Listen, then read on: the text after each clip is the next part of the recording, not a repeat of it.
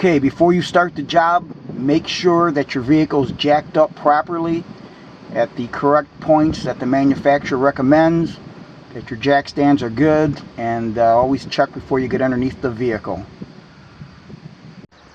I made up this little fixture type thing here, if that's what you want to call it, and I'm going to use that to aid me when I'm on the ground and I put the dual pump fluid on my asphalt driveway. Well, when I'm trying to suck it out of there, you know, you're going to bump the quart, you're going to tip it over, it makes a hell of a mess, and this stuff is expensive. You don't want to lose any drop. So all you got to simply do is, when I'm getting ready to pump the fluid out of the quart container, well, this is on the driveway, this will be in here like that. So now these are 10-inch long legs offset so that your standard quart size bottle fits in there. And so now when I'm fooling around and trying to hold the tube in here to suction it out, if I bump it, which you know is going to happen, well, it's going to stay inside this. It can't tip over, and these legs being offset the way they are, it will prevent any spill. Okay, I'm on the left side of the vehicle in the rear. I'm going to change this fluid in the rear end. So you are looking to, we're on the left side and you're looking to the right. This is going to be your fill plug, and we're going to make sure that there's no dirt around it. So take air, wipe it off, clean it, or blow it around there, and make sure there's no dirt that can get in here. We're going to break this one loose free. It takes a 3/8 inch square drive, so you can use your 3/8 inch square drive socket. I'm going to be using a 3/8 square socket from Snap-on with a 3/8 inch square drive, and that'll go in there like that. I'll put my handle on it and I'll break it.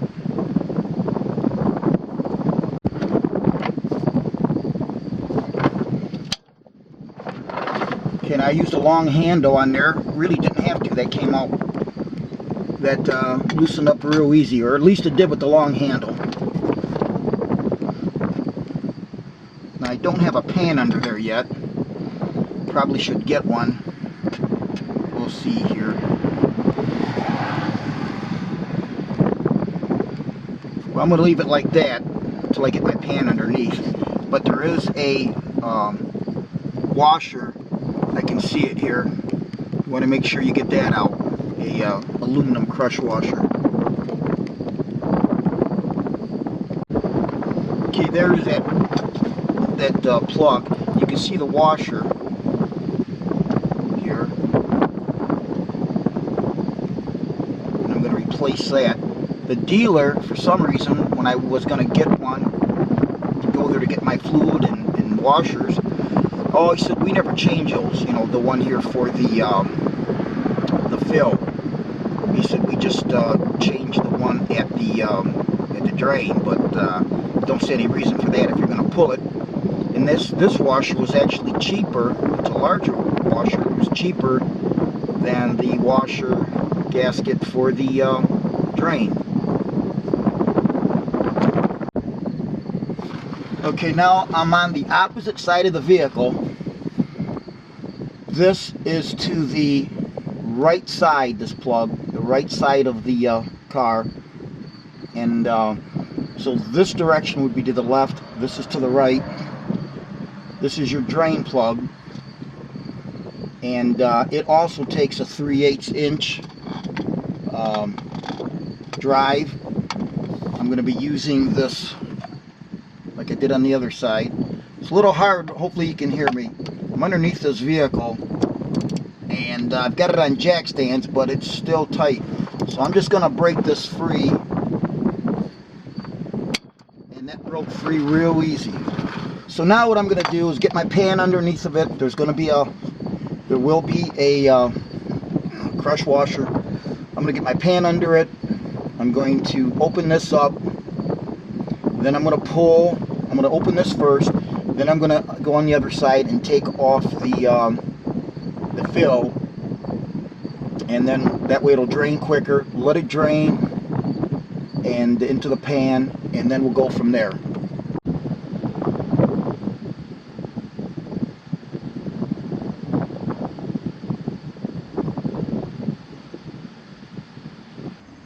Alright, so this is the oil I'm going to use. It's the Honda dual pump fluid.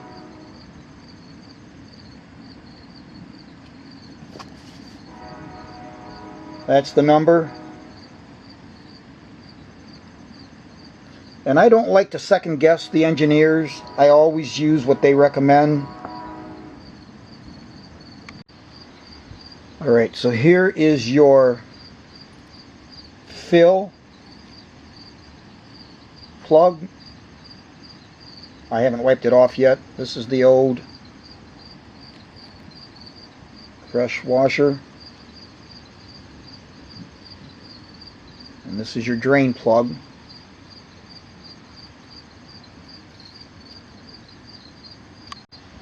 Okay, now there's 92,000 miles on this. So I know I should have changed it. I think they say about 60.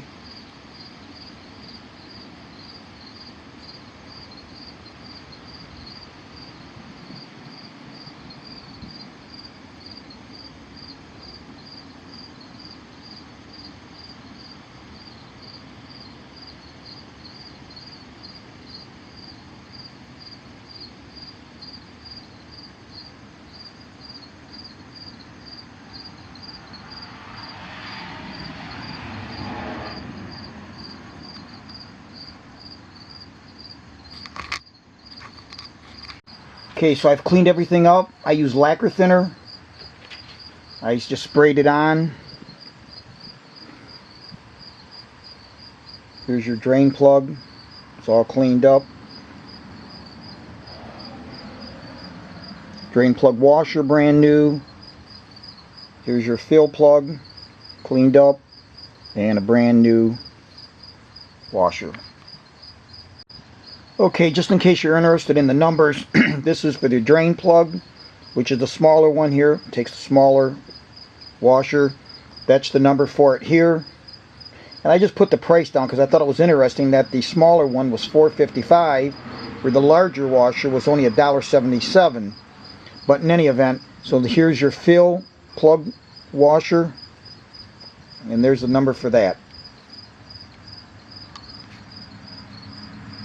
Something that I want to show you is you can see where these are stamped out. Here's the breakout on this side. On this side right here, that's the breakout. You can see it. So what I'm going to do, this seems to be like a little rounded edge here. And then this side, I'm going to take the breakout side, and that's going to be what goes up against the housing. So now this is the fill plug. So when I do this, okay, you see the breakout on this side right here to the right, on the right side of this where I'm pointing with my finger. So when I put this on the car, what I'm going to do is I'm going to take the fill plug and I'll do it like this, so that the breakout in the flat surface on this side, the flatter surface, which isn't rounded because this has a little bit of a round edge to it, this is going to go up against the casting. It'll go in like this. And I'm going to do the same thing with my drain plug over here. I'm going to do the same thing with that gasket. To fill this back up, I bought this transfer pump from AutoZone. It was $10.99, cheap enough. Looked like a pretty decent unit. And I'm going to leave this dedicated just for this rear end oil. So there's the number W1156V3, and I'll use this strictly for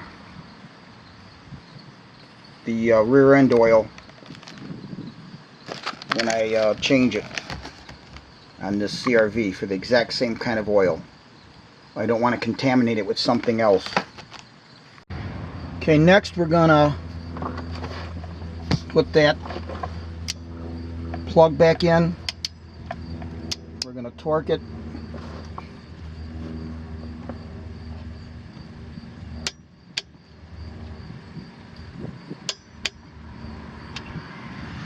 Torque spec on that is 35 foot-pounds, and that's on your drain plug. Okay, so I've started filling it back up. You'll see here, here's the pump. Here's that fixture I made to keep that oil bottle so it can't go nowhere. This thing is a must. I'm telling you, this is working out really good, because as you're moving around here, you're sure as hell going to take this and knock that bottle over of that rear end oil, and you don't want to do that. That's expensive stuff. So I'm going to do this off camera here, but I wanted to show you I started the pump, and then you'll see that the hose goes up here into the fill tube just like I have it there.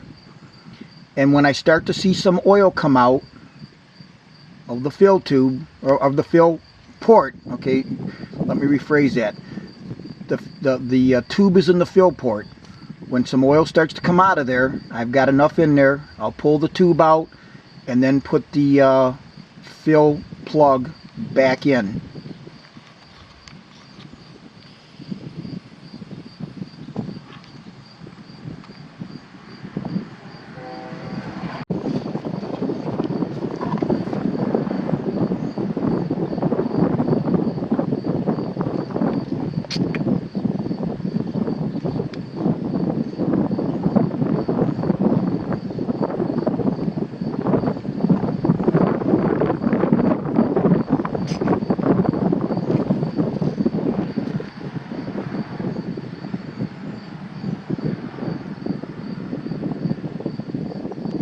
I'm on my second quart here. I finished the first one.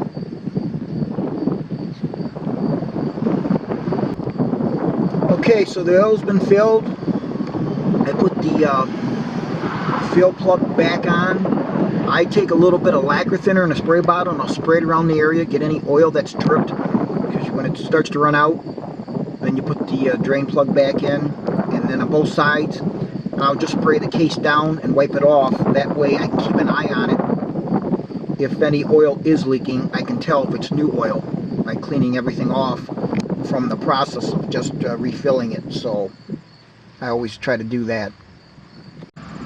Since this transfer pump is going to be used strictly for the rear end oil of my Honda CR-V, or any vehicle in the future that may take that exact same Honda oil, I put it in a Ziploc bag,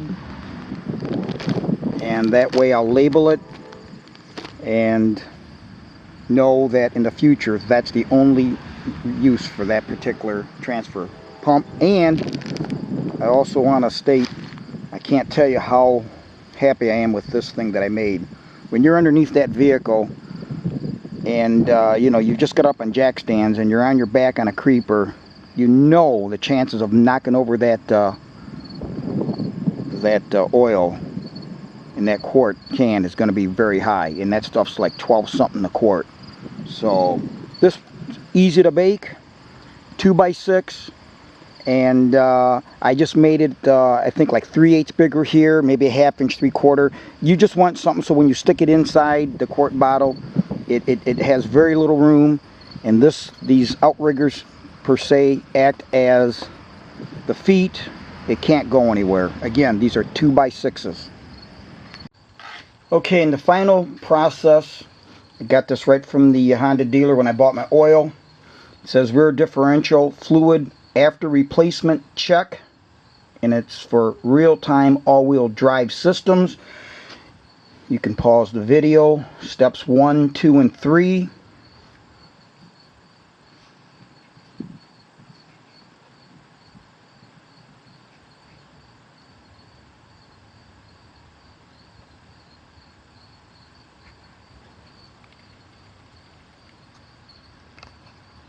Number 4.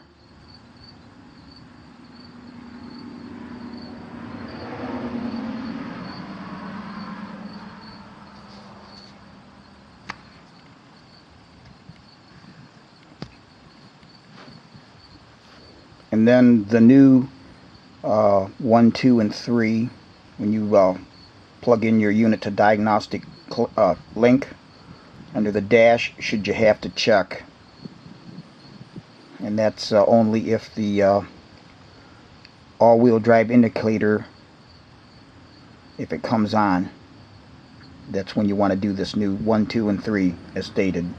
Again, just pause the video and you can get these.